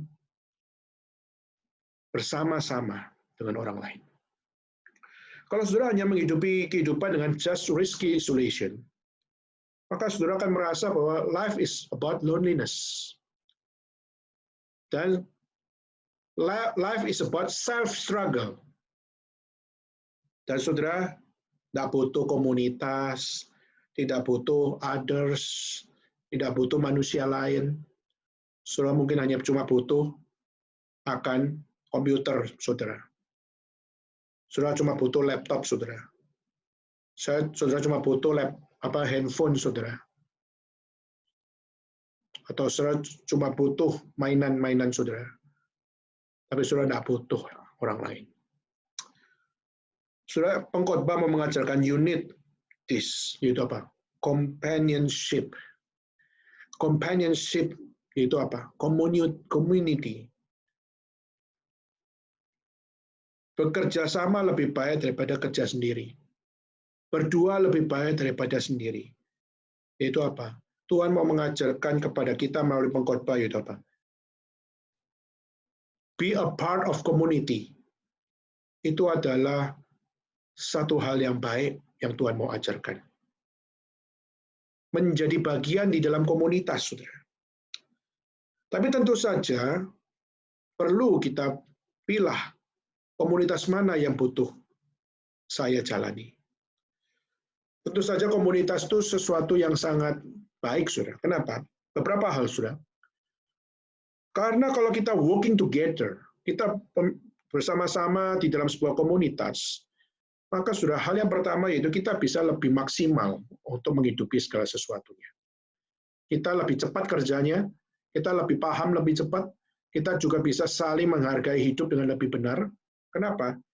Karena saudara lebih maksimal.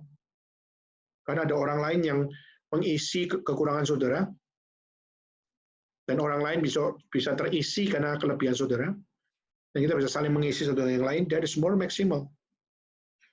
Kedua, saudara, timing. Itu apa? Saudara bisa saling support waktu saudara membutuhkan.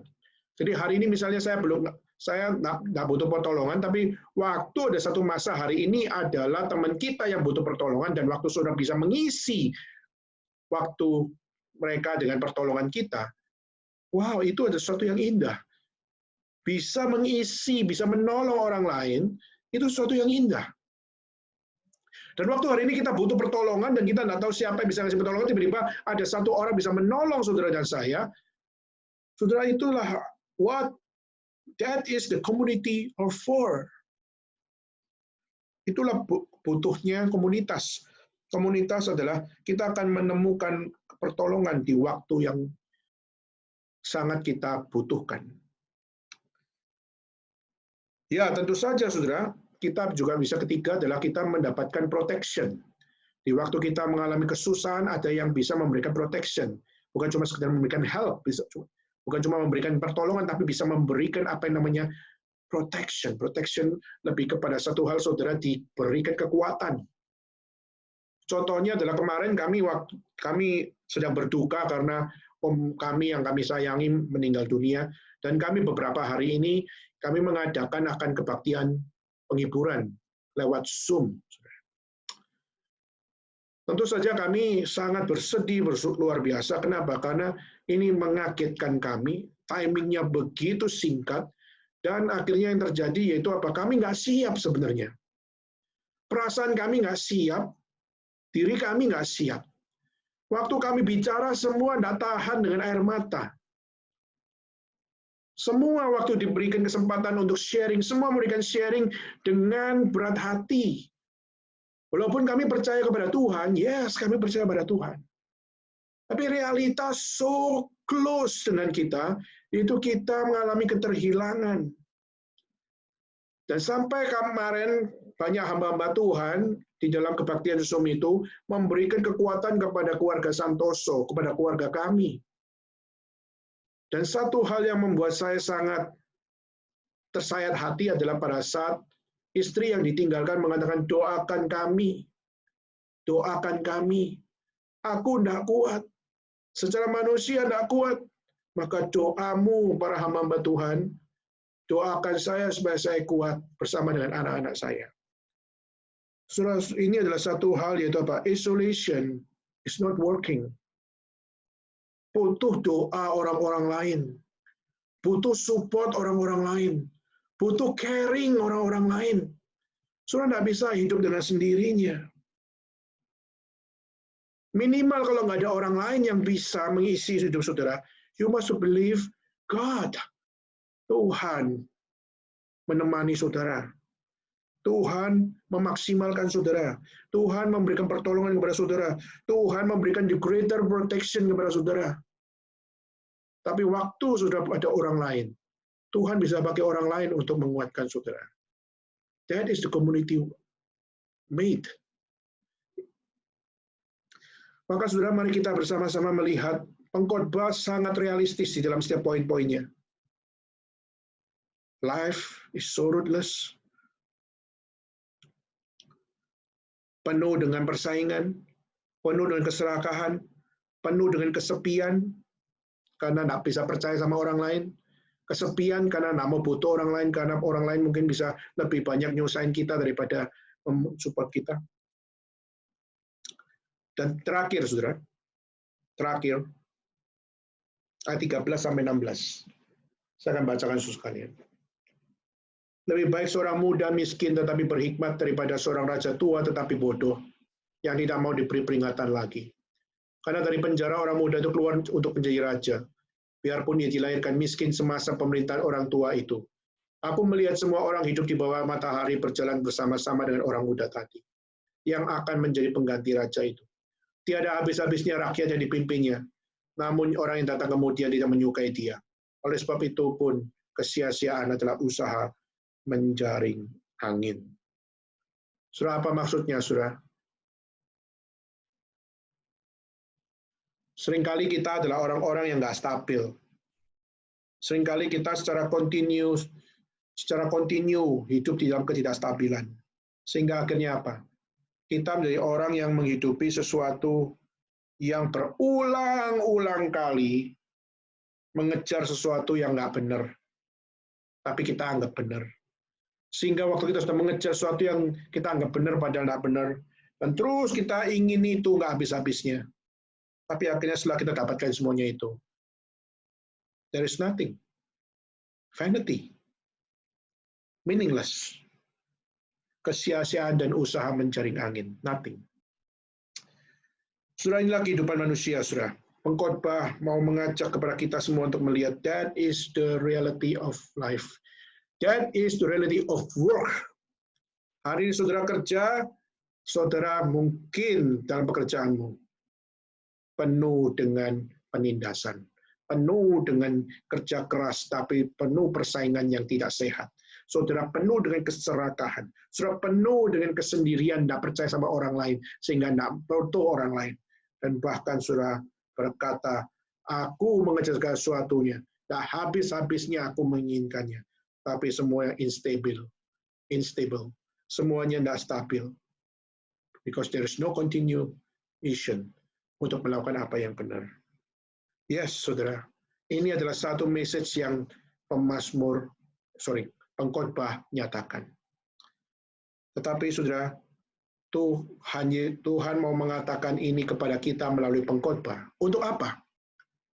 Untuk berkata, enough for all things. Cukup dengan semua hal ini. Karena semua ini nggak ada artinya.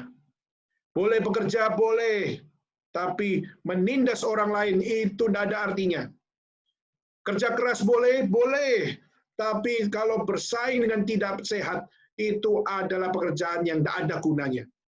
Serakah, itu suatu hal yang tidak boleh. Meskipun kita perlu untuk memperoleh akan hal, mau mengejar hal yang lebih banyak, apakah boleh? Boleh. Tapi bukan berarti dengan cara serakah. Dan tidak butuh orang lain, tidak bisa. Engkau diciptakan untuk berkomunitas. Belajar percaya sama orang, meskipun kadang-kadang ada orang yang sudah percaya adalah orang yang menipu, saudara. Yes, itu memang realita hidup, tapi belajar untuk mempercayai orang adalah sesuatu yang baik. Karena Tuhan mau mengajarkan, memang dengan saudara berkomunitas, orang yang menipu saudara, itu adalah karena menunjukkan kepada saudara, ada orang yang berdosa. Tapi juga ada orang yang dipakai Tuhan. Pertanyaannya, apakah sudah melihat Tuhan bekerja melalui orang-orang tersebut?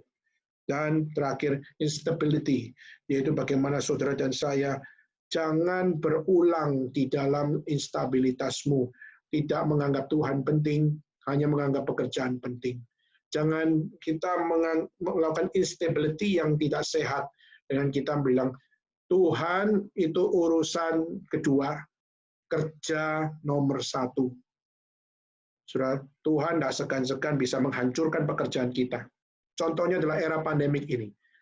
Mana perusahaan yang bisa berkata di era pandemik ini, aku adalah orang yang justru hidup di dalam kekayaan. Saudara, waktu kemarin di Jakarta, tidak ada yang namanya hand sanitizer. Tidak ada namanya masker. Lalu akhirnya perusahaan-perusahaan mulai mikir, oh bikin hand sanitizer, bikin masker supaya apa? Bisa supply. Yes, saudara, kelihatannya mereka sangat-sangat menjadi sumbangsih. Saya percaya ada sumbangsih. Dan saya percaya mereka memang butuh untuk memproduksi itu. Tetapi saudara, tidak selamanya orang yang bikin hand sanitizer di era pandemik ini laku. Tidak selamanya masker laku. Kenapa? Karena kita melihat justru semua akhirnya sudah memakai caranya sendiri di dalam masa-masa seperti ini. Berapa banyak kita melihat masker yang harganya mahal luar biasa, berapa banyak kita melihat akan hand sanitizer ada, tapi ditimbun sehingga akhirnya banyak orang nggak bisa beli hand sanitizer. Sekarang hari ini kalau sudah di Jakarta, justru sekarang saudara di Jakarta, saudara justru melihat di Jakarta hari ini, hand sanitizer di mana-mana ada. Tapi yang beli juga tidak ada. Sudah. Hari ini kita melihat pergi ke hypermart, sudah bisa pergi ke Carrefour dan sebagainya. Semua stok hand sanitizer yang dulunya begitu banyak dibeli orang, sekarang tidak ada orang yang beli. Kalaupun ada, sangat sedikit. Saudara, kenapa bisa demikian? Padahal itulah kebutuhan manusia hari ini di era pandemik. Saudara, ini menunjukkan bahwa apa? Belum tentu bisnis yang waktu hari yang kita mungkin anggap ini akan berhasil, akan membludak, akan menjadi satu bisnis yang menguntungkan. Justru hari ini mungkin sudah bikin hand sanitizer begitu banyak, hari ini mungkin tidak seperti yang diharapkan. Berapa banyak orang-orang yang sudah menimbun masker begitu banyaknya, sekarang akhirnya banyak masker kain yang diperjualkan dengan begitu murahnya, sekarang masker yang bermerek untuk operasi di rumah sakit, semua masker-masker itu turun harga, sehingga akhirnya banyak orang mengatakan, kami rugi besar. Kenapa? Kami sudah timbun masker sebanyak-banyaknya. Sekarang mau dijual, kalau tidak dijual rugi, dijual juga rugi. Dan itulah yang terjadi. Life is vanity, saudara, sungguh-sungguh. Maka mari kita bersama-sama belajar. Apakah pekerjaanmu hari ini memiliki arti? Apakah pekerjaanmu hari ini adalah sungguh-sungguh tidak ada artinya? Saudara, dalam keadaan apapun saudara dan saya, Yesus Kristus, dia naik ke surga berpisah dengan para muridnya. Tapi saudara, coba lihat, dia mengangkat tangannya dan dia memberkati murid-muridnya. Dan waktu dia memberkati murid-muridnya, murid-muridnya menyembah Tuhan, bersujud menyembah. Murid-muridnya, dia menikmati sukacita di dalam hidup, meskipun harus hadapi penderitaan. Dia secara kontinu terus memuliakan Tuhan, meskipun kekristenan tidak selalu mulus jalannya. Tapi that is the real blessing. Nah, saudara, pekerjaan kita hari ini mungkin melelahkan, capek banget, dan bahkan mungkin lembur-lembur. Dan mungkin kita kerja, mungkin orang nggak satisfied dengan pekerjaan kita. Banyak orang ngomel-ngomel dengan pekerjaanmu, sudah tidak usah khawatir. Tetap mengkoreksi diri dan do the right thing. Tapi yang saudara harus percaya itu apa? Jangan hidup saya tanpa berkat Tuhan. Jangan hidup saya tanpa blessing dari Tuhan. Jangan hidup saya kehilangan. Tuhan sendiri memberikan sense of worship, memberikan sense untuk setiap kita bisa sense of joy, bersuka cita, maupun sense of glorify God, to praise God, untuk memuliakan nama Tuhan. Kiranya Tuhan memberkati kita semua, kiranya Tuhan menguatkan kita semua, kiranya Tuhan membangkitkan kita semua, kiranya Tuhan yang menghibur dan menguatkan engkau semua. Mari saudara, pekerjaanmu apapun yang terjadi, temukan dengan stabil apa yang kukerjakan hari ini. Apakah semuanya sesuai dengan firman Tuhan atau bukan? Kalau semua ini meaningless, I must to believe there is meaningful things in Christ. Di dalam Tuhan harus ada dalam hidup saya. Mari kita bagi berdiri bersama-sama dan mari kita bersama-sama untuk berdoa. Saya minta untuk Ishak di Xiamen untuk bisa berdoa untuk kita. Ishak dan juga satu rekan lagi yaitu Ilona yang ada di Hong Kong untuk berdoa untuk kita. Ishak dan Ilona berdoa untuk kita. Oke, mari kita berdoa. Bapa dalam surga Tuhan, terima kasih Tuhan atas pemberitaan firman-Mu pada siang hari ini juga Tuhan. Kiranya Tuhan dengan adanya berita tentang kebangkitan kenaikan-Mu Tuhan, menjadi suatu kekuatan bagi kami juga Tuhan, bisa menjalani kehidupan kami ke depannya juga Tuhan. Kau berkati juga Tuhan agar kami bisa menjadi orang yang lebih berguna lagi juga Tuhan di masa yang datang. Dalam doa kami juga Tuhan, terima kasih atas firman yang telah diberitakan oleh dan tamu Pak Daniel, mari kami mau berdoa.